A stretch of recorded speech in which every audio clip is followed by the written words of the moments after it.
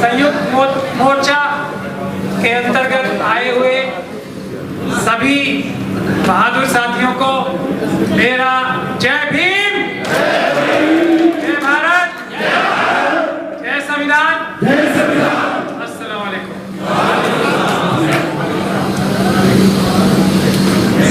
सबसे पहले तो आप लोगों ने, डीसी कपिल साहब ने मुझे बुलाया है, उसका मैं शुक्रिया अदा करना चाहता हूं।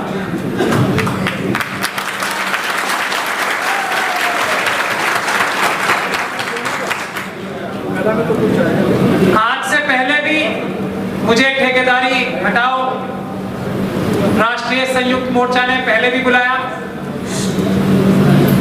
आज बुलाया है तो सोच समझ के बुलाया है ना। क्यों बुलाया है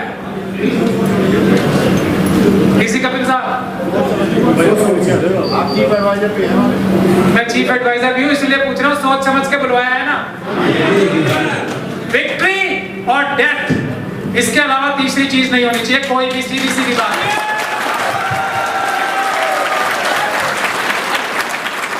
और आप लोग खुशकिस्मत हो कि आपके साथ 3 वकील तो यहाँ बैठे ही हैं ऐसे, भानु प्रताप जी हैं, आया सिंह जी हैं, जो डीसी कपिल साहब ने कहा ना कि अदालत के अंदर हम लड़ेंगे। हम 3 और हमारे जैसे बहुत सारे वकील आपके साथ ऐसे हैं जो आपकी लड़ाई कोर्ट के अंदर भी लड़ेंगे और कोर्ट के बाहर भी लड़ेंगे।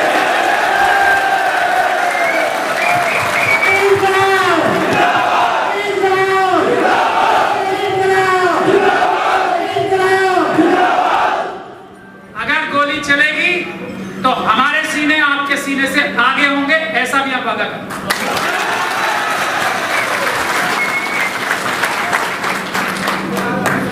आप लोगों ने जो जोश और जो जज्बा यहां दिखाया है, डीसी कपिल साहब फिर आप ध्यान से सुन ले मेरी बातें, आपकी बड़ी महत्वपूर्ण बात है। आपकी डिमांड्स में एक डिमांड में और ऐड करना चाहूंगा, और वो इसलिए कि उसमें थोड़ी हमारी कोताही रही। जो जोश और जज्बा आप लोगों ने यहां दिखाया है, अगर ये ईमानदारी के साथ है, अगर ये सोच समझ के आप जोश और जज्बा दिखा रहे हो, तो आपकी मांगे मैं वादा करता हूं पूरी होंगी, 100% पूरी होंगी।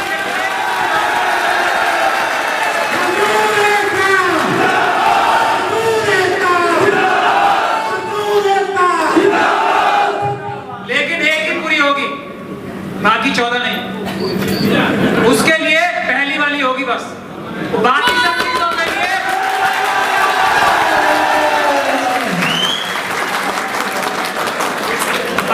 के लिए तो आरआर बनते हैं ना। पहली होगी और तुरंत से पहले होगी। शर्त है जो आप यहां बैठे हो वो सोच समझ के, और जो आज यहां बोल रहे हो ईमानदारी के साथ, दिल से बोल रहे हो, झूठ और फरेब नहीं कर रहे। शर्त ये है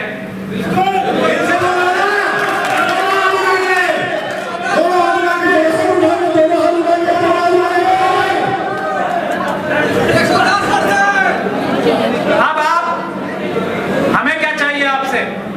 डीसी कपिल साहब आगे आ जाओ। हमें चाहिए आपका 1 साल। आप सब जानते हो ना आपके साथ क्या हो रहा है और क्या आगे होने वाला है। अगर आप हमें 1 साल दे सकते हो अपना, सिर्फ 1 साल, तो ये पहली मांग पूरी होगी, 1 साल से बहुत पहले होगी, और बाकी सबके लिए आरआर बनेंगे, रूल्स रेगुलेशन।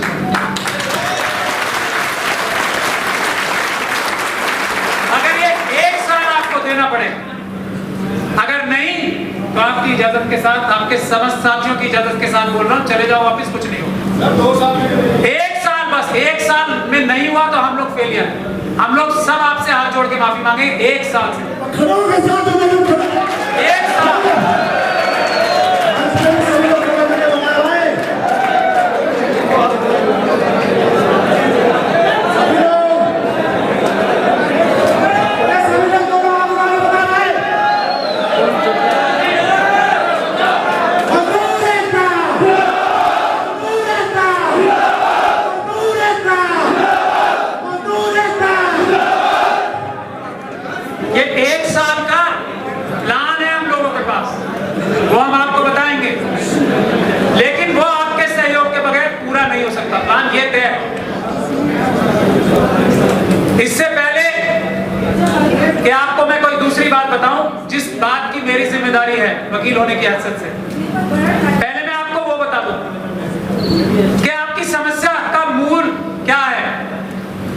जो लोग कच्चे होने चाहिए भारत के संविधान में, जो बाबा साहब डॉक्टर भीमराव अंबेडकर ने अपने मुट्ठी भर साथियों के साथ बनाया था, जिसमें लेबर राइट्स सबसे ऊपर रखे थे, बराबरी और इंसाफ सबसे ऊपर रखा था, उसमें सबसे महत्वपूर्ण बात क्या थी कि कच्चे लोग कौन है ये समझना। कच्चे लोग हैं आपके एमपी, एमएलए, कॉर्पोरेटर्स। पक्के हो आप, और हो क्या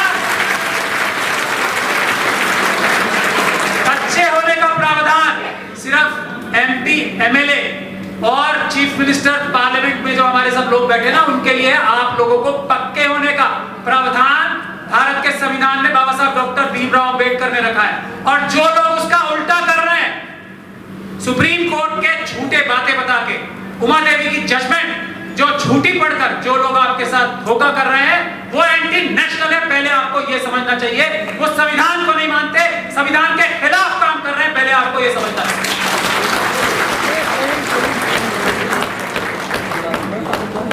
ये कच्चा है क्या, ठेकेदारी प्रथा है क्या, ये आप लोगों को समझना चाहिए।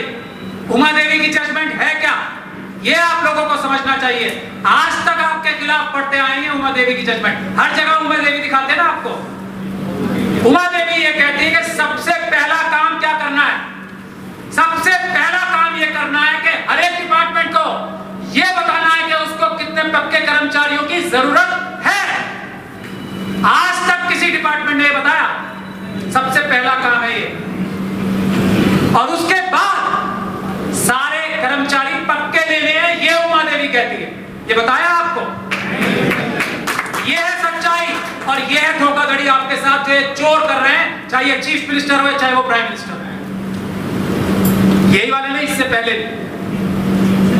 और ठेकेदारी पे कब लेते हैं, जब पक्के कर्मचारी निकालने का टाइम नहीं हो, थोड़े दिन के लिए। इसीलिए 230 दिन और ये सब जो चलता है ना, 2 महीने, 3 महीने, 100 दिन, ये सब क्यों चलता है?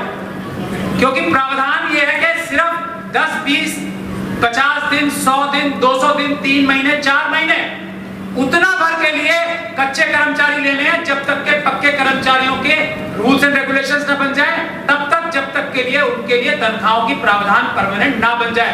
उसके अलावा कच्चे कर्मचारी लेने का प्रावधान ही कुछ नहीं है। ये बात आपको समझनी पड़ेगी कि आप लोग जो कह रहे हो वो संवैधानिक है, आप लोग जो मांग रहे हैं वो आपका हक है, अधिकार है, और जो लोग नहीं दे रहे वो चोर हैं, बेईमान हैं, लुच्चे हैं, लफंगे।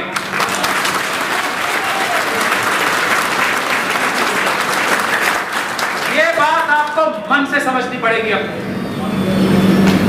और तब अपने अधिकार मांगने पड़ेंगे कि हम में से एक भी अधिकारी कच्चा या क्यों है डेपुटेशन, या क्यों है ठेकेदारी पे। ये सवाल पूछना पड़ेगा आपको अपने दिल से, ईमानदारी के साथ, पूरी ताकत से। ये बात सिर्फ 2 बिजली, पानी, सफाई कर्मचारी और हॉस्पिटल का स्टाफ, ये अगर दिल्ली को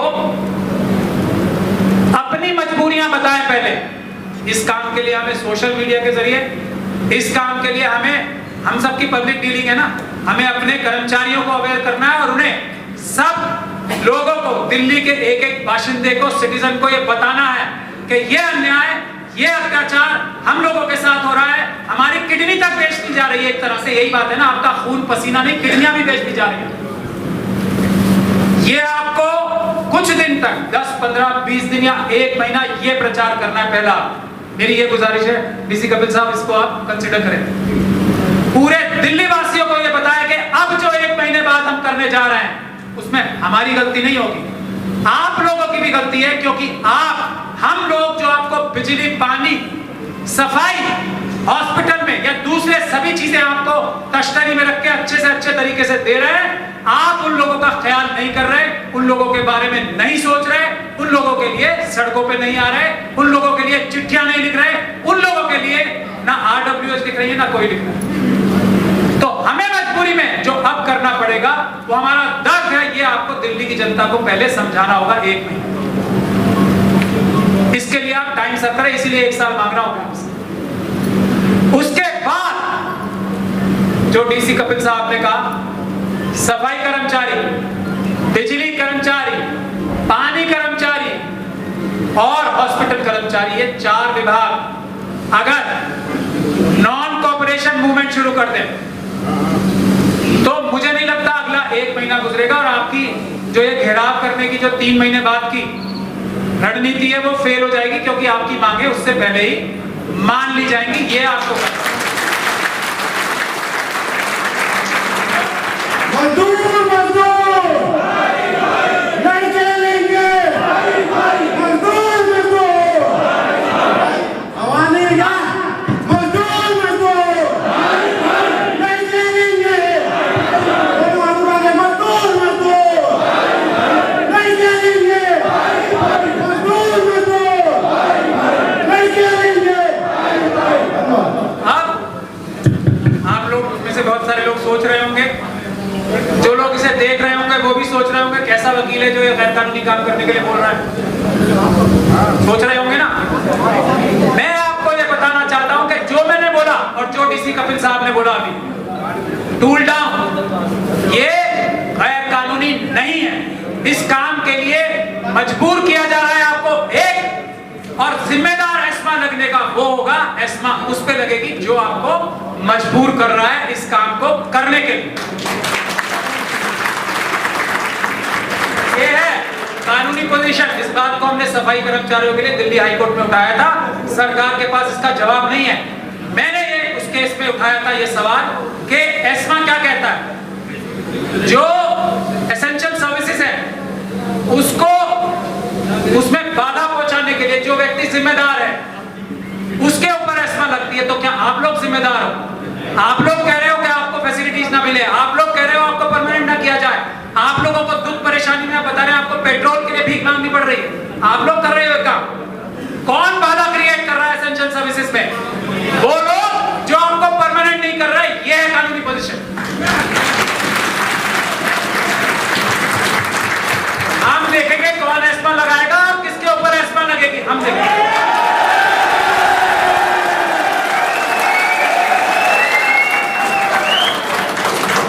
साथ लेकिन आपका चाहिए, तालियां नहीं, साथ चाहिए। मैंने हर बार कहा है, आप लोगों ने मुझे देखा होगा, 20% लड़ाई अदालत में, 80% लड़ाई सड़क पे होगी। ये बात आप तय कर सकते हैं। कानून वही है जो मैं बता रहा हूं, यही है ना कानून। एस्मा आप लोगों ने पढ़ा होगा। कौन है जिम्मेदार? आप अपनी मर्जी से अगर टूल डाउन करोगे, आप खुश हो टूल डाउन करके? इतनी कम फैसिलिटीज में अपना पेट काट कर, अपना खून देकर आप लोग काम कर रहे हो, एस्मा आप पे लगेगी या उन पे? तो आप तो नहीं चाहते ना टूल डाउन करना, वो आपसे करवा रहे हैं जबरदस्ती।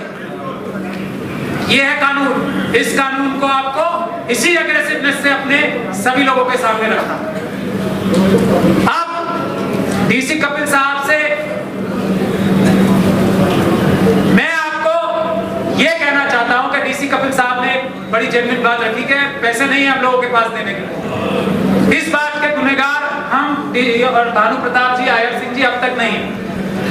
अब तक हमने कभी आपसे पैसे मांगा हो तो बता दें आज। तो ये वाला गुनाह हमारा नहीं है। एक गुनाह है जो मैं आप सब लोगों के सामने कबूल कर रहा हूं और दूसरी मांग हमारी होनी चाहिए। डीसी कपिल साहब, और शायद आपकी नौकरी गई है आपकी,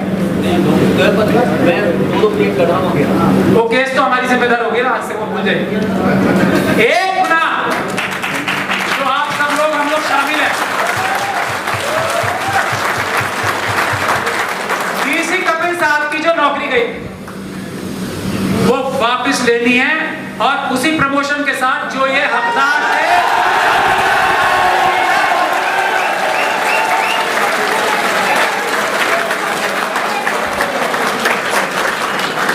अब तो और प्रमोशन हो गए, इनके हाथ में शक्ति आएगी और ये मिलेगी। ऐसा हम कोई ऐसा झूठा वादा नहीं करना चाहते। अगर आप लड़ोगे, ये हकदार है, इनको मिलेगी, इनके हाथ में शक्ति आएगी। तो ये जब जनरल मैनेजर थे इन्होंने क्या किया, अब तो मेरे ख्याल से उससे बहुत ऊपर जाएंगे। रिटायर होते तो किस पोस्ट पे होते? प्रावधान है, अब तो प्राइवेट कंपनी है ना, प्राइवेट कंपनी है ना, किसी भी पद पे लगा सकते हैं, इनको लगा सकते हैं, नहीं लगा सकते? सिंपल सी बात है। मैं कोई गलत बात थोड़ी बोलता हूँ कभी। ये भी हमारी एक डिमांड रहनी चाहिए। इस डिमांड के बाद आपकी बाकी लड़ाई लड़ने के लिए डीसी कपिल साहब अंदर होंगे। मैंने इन्हें भी शौक दिया है, इनको भी नहीं पता होगा कि ये डिमांड में रखने वाला हूं, लेकिन मुझे हर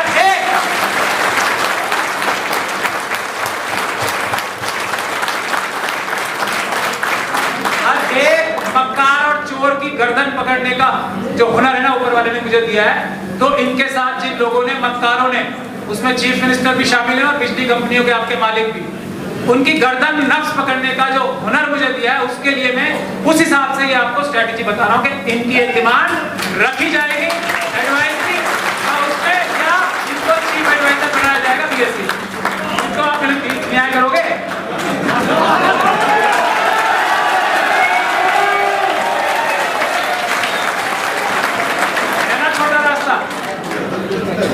तो नहीं करोगे तो फिर हम सब लोग आपको मिलके तो कम से कम आपके कपड़े फाड़ ही सकते हैं।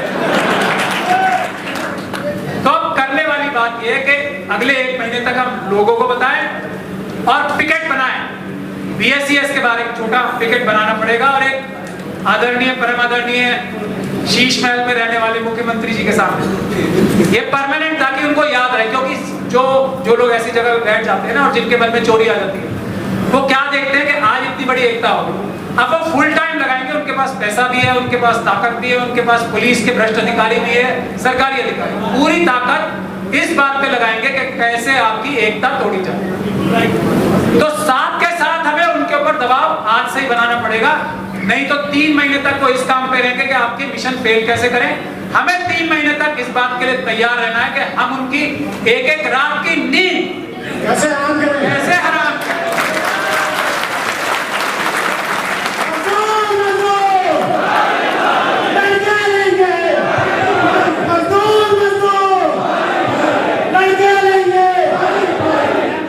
चोर को एक रात भी अगर आराम की नींद सोने दोगे, अगले दिन उठ के दिन दहाड़े चोरी करेगा, सोने नहीं देना।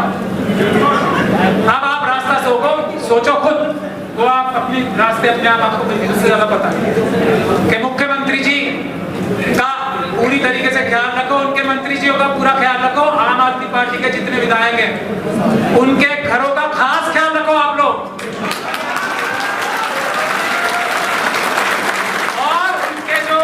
बड़े बड़े नेता है ना उनका भी खास ख्याल रखो। उनके घर बिजली कभी नहीं जानी चाहिए, बिल्कुल नहीं।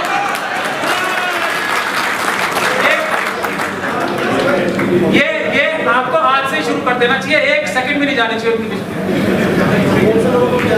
ठीक है, गलती हो जाए तो वो अलग बात है, लेकिन बगैर आपकी ताकत सारी इसमें लगनी चाहिए कि 1 सेकंड भी ना जाए। देखो, जब वो रात को जागेंगे तब आपके बारे में सोचेंगे। तो रात को एक ही चीज सोचनी चाहिए उन्हें, हर रात को आज के बाद से।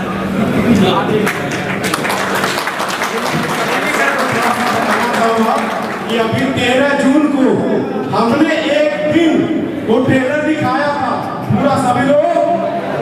मैं इस ट्रेलर का विरोध कर रहा हूँ, मैं इसके साथ नहीं हूँ। मैं आपसे क्या कह रहा हूँ कि आपको ख्याल रखना है, बिजली 1 सेकंड भी नहीं जानी चाहिए।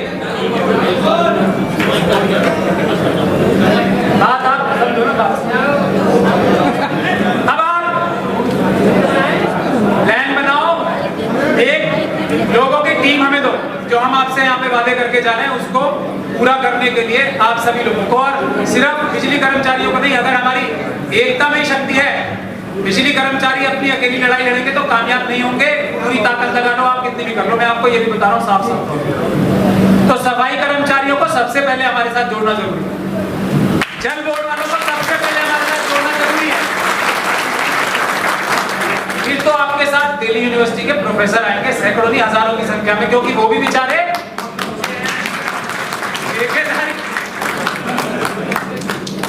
बड़े बड़े लोग आएंगे, आप चिंता मत करो। लेकिन सफाई कर्मचारियों को मेरा आपसे करबद्ध निवेदन है, अपने मुहिम में अपने साथ जितना आप रख पाओगे, क्योंकि आप लोग ज्यादा समर्थ, ज्यादा ऑर्गेनाइज्ड हो, उतनी ज्यादा ताकत आपकी 10 गुना कम से कम बढ़ेगी सफाई कर्मचारियों को, जितना आपके साथ। जल बोर्ड वालों को आप जितना साथ रखोगे, हालांकि जल बोर्ड से तो बड़े लोगों को पता ज्यादा फर्क पड़ेगा नहीं, सब वाटर पीते हैं, तो लेकिन फिर भी जल बोर्ड वालों को अपने साथ रखना नितांत आवश्यक है, हॉस्पिटल वालों को अपने साथ रखना नितांत आवश्यक है। मुझे आप लोगों से यही निवेदन करने थे, हमारी जान और जबान से नहीं बोल रहे, आप लोग मुझे जानते हो अच्छे से, मैं आगे ही रहूंगा आपसे जब आप प्रोटेस्ट भी करोगे, ये मेरा वादा है आपसे। भानु जी और हयाती साहब बैठे हैं, ये सब तीनों में तो गारंटी हमारी है, गोली हम 3 पहले खाएंगे फिर आपके पास आएगी, ये हमारी गारंटी। और हम भी देखेंगे कौन दिल्ली पुलिस वाला गोली चलाएगा, हम भी देखेंगे। तो हम लोग हाजिर हैं और हमें बड़ी खुशी है कि आज जो ये असली मीटिंग हो रही है ना, ये नकली ना हो जाए, यही ऊपर वाले से मैं दुआ करता हूँ। आप लोग आए हमारे पास, हम दिन रात आपके लिए जुटने के लिए, लड़ने के लिए, अदालत में, अदालत से बाहर किसी भी जगह जाने को तैयार है। बस एक निवेदन मेरा आपसे है कि नेताओं से और अभिनेताओं से मिलना बंद कर, मिलना ही नहीं है। हमारी डिमांड ये पूरी कर दो, फिर हम फूल लेके आएंगे, उससे पहले मिलेंगे नहीं। जो लोग और जितने भी बार हम लोग मिलेंगे, हम अपनी जेब कटवा के आएंगे, वहां से कुछ लेके नहीं आएंगे, मिलना ही नहीं। जिसको मिलना है वो आए, हम अपने ईमानदार जर्नलिस्ट साथियों को बुलाएंगे, ऐसी इकट्ठे होंगे हम सब, सबके सामने बात होगी, कमरे के पीछे, कमरे के अंदर कोई बात नहीं होती। कमरे के अंदर सिर्फ और सिर्फ बेईमानी और दलाली बात है। आपसे आज तक जो हुआ, आगे के लिए कह रहा हूं मैं, आज तक सब भूल जाओ अब जो हुआ, लेकिन कमरे के अंदर जो जनता के सामने बात नहीं होती, वो सिर्फ बेईमानी और दलाली होती है, ये बात का आपको खास। तो इन्हीं गुजारिशों के साथ, इसी जो हमने आपसे वादे किए हैं उसको एक बार फिर दोहराते हुए, मैं आप सब लोगों से वादा करता हूं, हम लोग दिन रात आपके साथ हैं, ज़बानी नहीं अमल से भी हम आपके साथ नजर आएंगे। आप लोग अपना संघर्ष जारी कीजिए, इसका फायदा सिर्फ दिल्ली में नहीं पूरे देश में होगा। जय भीम।